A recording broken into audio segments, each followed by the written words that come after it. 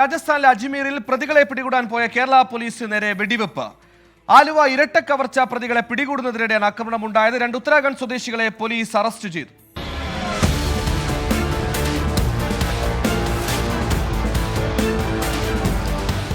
ദിവസം ഫെബ്രുവരി 11.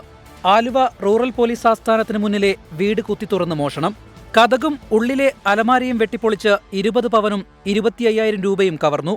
നഗരത്തിലെ പ്രധാന സുരക്ഷാ മേഖലയിലെ മോഷണം പോലീസിനൽപ്പം കളങ്കമായി. മൂക്കിൻതുമ്പത്തുനിന്ന് കട്ടെടുത്തു പോയവരെ തേടി ആലുവ സ്ക്വാഡ് ഇറങ്ങി. പിന്നിൽ ഉത്തരേന്ത്യൻ സ്വദേശികളാണെന്ന് മനസ്സിലാക്കി.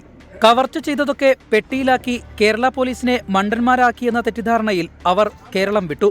കേരള പോലീസ് എന്താണെന്നും ആരാണെന്നും മനസ്സിലാക്കാൻ അവർ മെനക്കെട്ടില്ല. അതായിരുന്നു അവർക്ക് പറ്റിയ പ്രധാനപ്പെട്ട വീഴ്ച.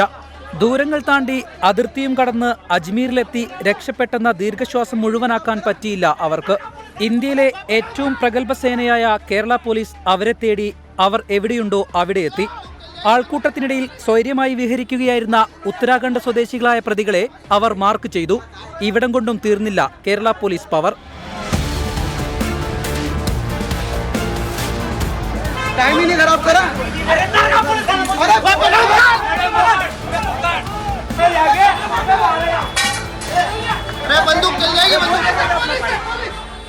പിടിയിലാകുമെന്ന് ബോധ്യപ്പെട്ടതോടെ കയ്യിൽ കരുതിയ പിസ്റ്റളുമായി പോലീസിന് നേരെ പ്രതികളുടെ വെടിവെപ്പ്. തോക്ക് കണ്ട് വിരട്ടാമെന്ന് കരുതിയവന്മാരെ നിമിഷനേരം കൊണ്ട് ചെറുത്തുനിന്ന് കയ്യോടെ പൊക്കി കേരള പോലീസ്. ഒരു പോറലും ഏൽക്കാതെ ആലുവ സ്ക്വാഡ് പ്രതികളെയും കൊണ്ട് നാളെ കൊച്ചിയിലെത്തും. നഗരത്തിലെ വിവിധ മോഷണങ്ങളിൽ ഇവർക്ക് പങ്കുണ്ടോ എന്നതടക്കം പോലീസ് പരിശോധിക്കുന്നുണ്ട്. കേരളത്തിന്റെ മണ്ണിലെത്തി കുറ്റകൃത്യവും ചെയ്ത് അങ്ങ് നാടുവിട്ടാൽ സേഫാണെന്ന് ധരിക്കുന്ന ക്രിമിനൽ ലോബികളോടാണ്. നിങ്ങൾ അറിഞ്ഞതിനും മേലെയാണ് കേരള പോലീസ്. ഈ റഡാറിൽ നിന്ന് രക്ഷപ്പെടാൻ നിങ്ങളുടെ ആവനാഴിയിലെ അവസാന അസ്ത്രമെടുത്താലും നടക്കില്ല. ഈ സേന കേരളത്തിന്റെ സ്വകാര്യ അഹങ്കാരമാണ്. അഭിമാനമാണ് കേരള പോലീസ്. 24 കൊച്ചി.